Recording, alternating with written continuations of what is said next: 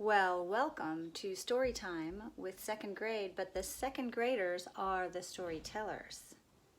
I don't know if you remember, but about a week or two ago, I put out a challenge to all of you that said if you can come up with a story that every sentence you tell in the story includes a spelling word from our pink speller, I'll take a look at them. Well, you're going to take a look at them. So I'm going to read. I got 1, 2, 3, 4, 5 students decided to share their stories with us. And I'm going to read each of them. And you then, actually 6 students, and you're going to decide which one you like best or what things you like about each one. And you can post it, have your mom post it on our posts page, and your fellow students can see your feedback and what you think. Story number 1 by Faith Quachi. The Girl and the Horse. Once upon a time, there lived a girl that did not mind her mom nor care for her horse. She said to her mom, "I don't want to feed fruit to my horse. I want to do my own way." Mother said, "You have to do what I say. Then after you feed the horse, you can do anything you want." Girl said no. Then they went back and forth because of arguing. The horse was in the backyard waiting for food. Then as soon as they stopped arguing, the horse neighed and neighed until the girl gave fruit to the horse. Then Mom said, "Good job, but you should not argue next time. You have a consequence. You will not have your favorite food, which is peaches."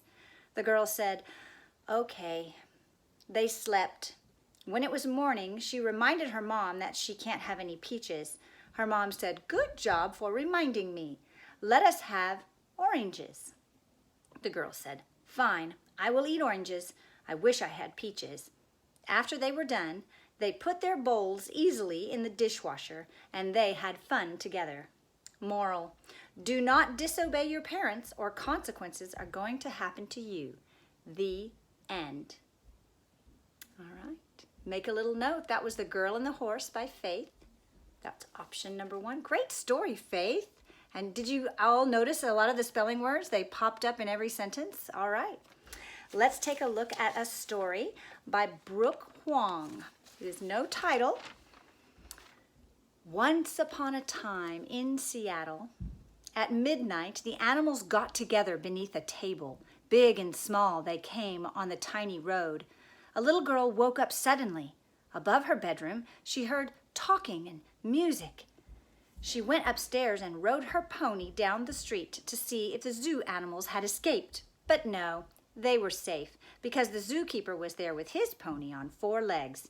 Indeed, it has to be the Wizard of Cathy, she thought. But the girl herself couldn't resist to go to the Wizard of Cathy, for he would ride his horse around a castle and kill anyone who would bother him, and she would be the first to ask him something in the middle of the night without being killed. She marched to the wizard's castle and then, in her fright, asked if there was any animal missing in the world and if there was get a ride from the animals on March 7th in her room. In April, to her relief, the animals were gone.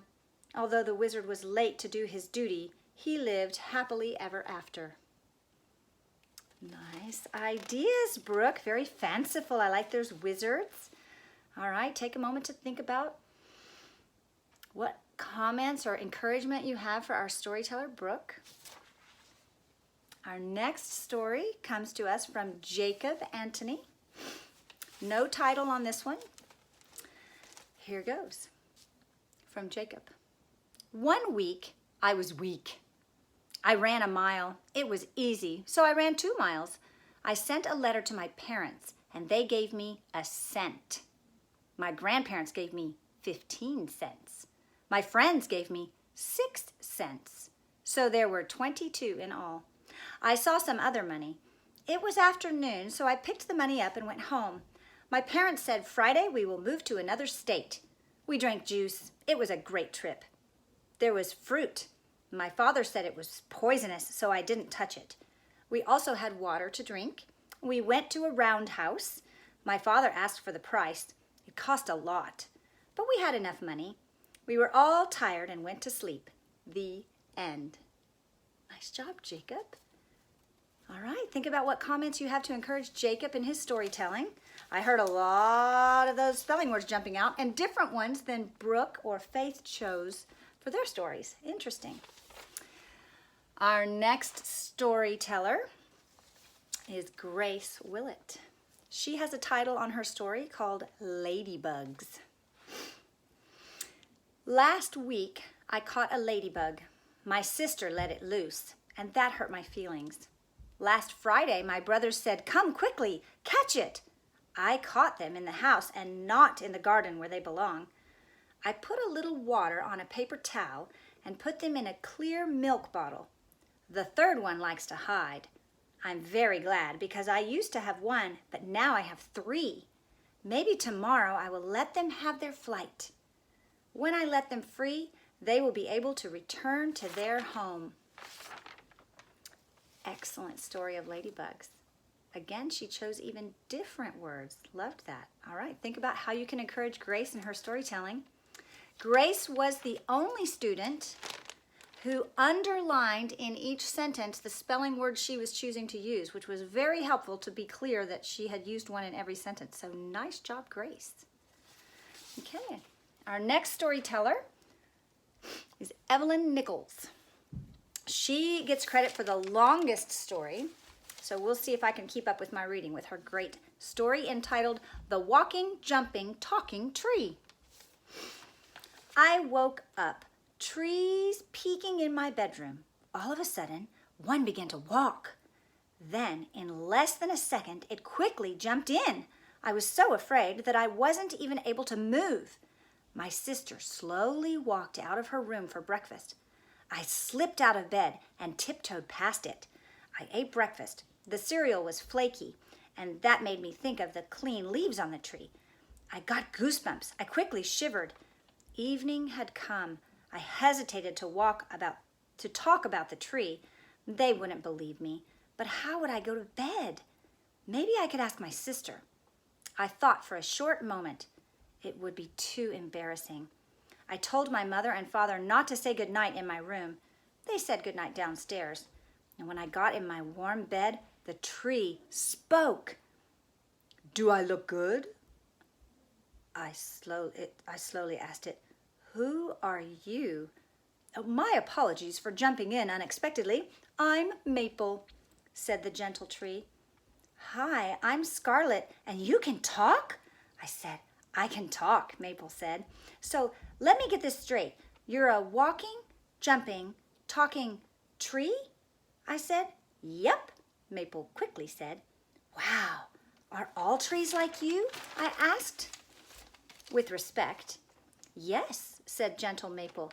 "Then I have bad news. My dad is chopping down a forest tomorrow," I said. "That is poor news." "But which forest?" Maple said. "The one within our backyard?" "The one within our backyard," I said. We need a great plan," said Maple. "Don't worry, Maple. I have a great idea." "Scarlet, I'm within your backyard." "I didn't realize it was that worse before," I said. "What's your great idea?" Maple worriedly asked. "We're going to hide the syrup, so he needs to keep the trees right there to make it. They're all maple trees, right? Since maple syrup is Father's favorite kind of syrup." "Well, they're all maple trees. That's where I got my great name.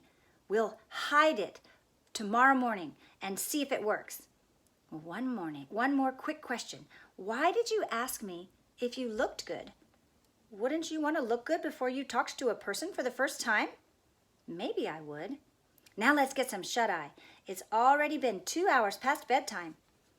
After we slept for a dozen hours, we woke up and hid it right away. We hid it right before anyone else woke up, and then everyone got up and drank juice with breakfast. Maple didn't hide it with me, so we didn't even make a noise. I watched my family eat breakfast. I didn't eat it, so I could watch them. My father said, "I can't find the maple syrup. I guess I shouldn't cut down that maple forest so I could make maple syrup." I ran across to the kitchen and up to my room and found Maple. "Maple, you should have seen it. It worked so well." I bent down and saw it in the window by the table, said Maple. Whew, what a Saturday, I said, and so did Maple.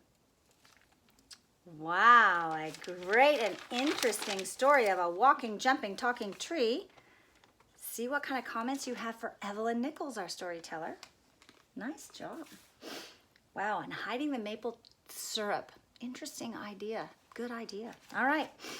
Our last entry of storytelling is by Peter Day. His story is entitled The Storm. Oh, and Peter also underlined every spelling word that he used, and there is one in every sentence underlined. So fantastic. Proof of that, Peter. Here we go. The Storm by Peter Day. Once upon a time, there was a tiger, a monkey, and a bear. They lived together and built their home in a cave. In the backyard, there was a beautiful garden. It was not a very good time to go outside because there was a huge storm and they were scared. They decided to watch a movie. Suddenly, there was an earthquake. A rock fell and hurt Monkey's tail. Tiger told Bear to, quick, grab the money. Then he quickly helped Monkey outside to safety. Now they were in the storm without a jacket. At least they had the money to buy a new one, a new TV, and to finish the movie. Excuse me, let me read that last sentence again. At least they had the money to buy a new TV and finish the movie. The end. All right, good lesson there. Jump out, grab your money so you can buy a new one if you have an earthquake, a new TV if you have an earthquake. Fun stories. All right, I challenge you this week, if you would like to take up my challenge, you can write a story using any spelling words in our Pink Speller, including the new ones that I'm going to give you on Wednesday. And you can make sure that you have one spelling word in every sentence of your story and come up with some wild tale. We would love to hear it, and I'll record them. And I'll give you about a week to come up with one, so you have until next week to work one up and see what you think, and we'll vote. Please put your comments in the posts. If you have comments to encourage your fellow students about their storytelling, it'd be a great way for us to share stories because we are second graders who do love a good story.